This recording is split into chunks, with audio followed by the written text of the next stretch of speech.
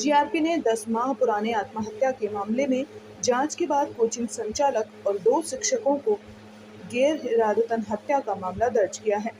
Coaching में पढ़ने वाले 16 वर्षीय छात्र का शव अगस्त 2023 में रेलवे यार्ड के नजदीक मिला था।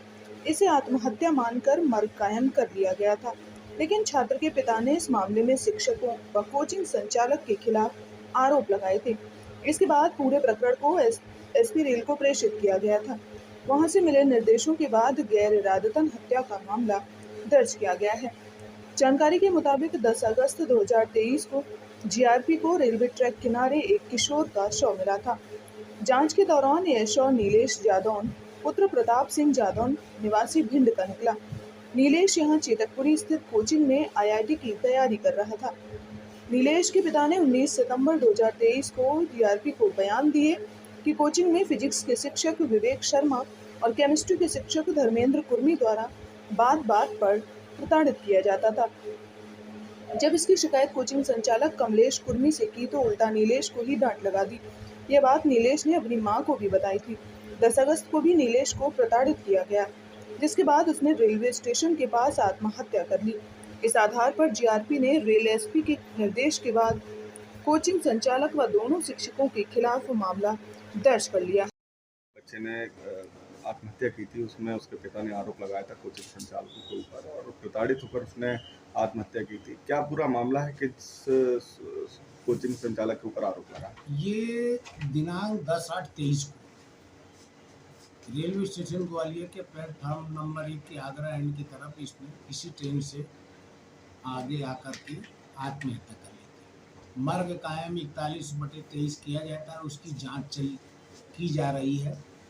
उस पर से क्या हुआ, पिता द्वारा ये आरोप लगाया गया कि मेरे बेटे को मैंने शिखर कोचिंग में आईआईटी की कोचिंग के लिए 1,20,000 फीस जमा करके कोचिंग के लिए तैयारी के लिए जाता था।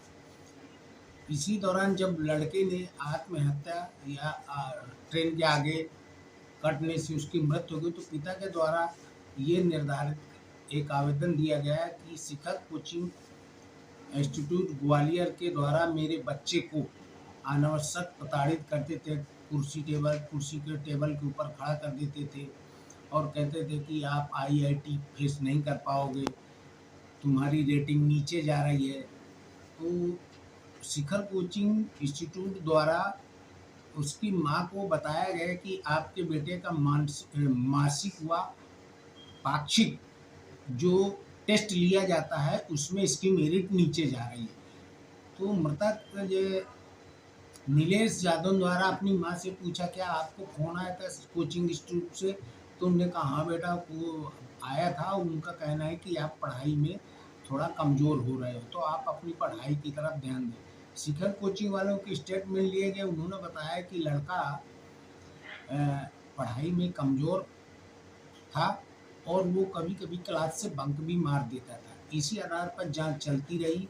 जांच के दौरान कुछ ऐसे गवाह मिले जिसके आधार पर हमने अपराध लगभग 11 महीने बाद 306/34 का कायम करके विवेचना की जा रही है।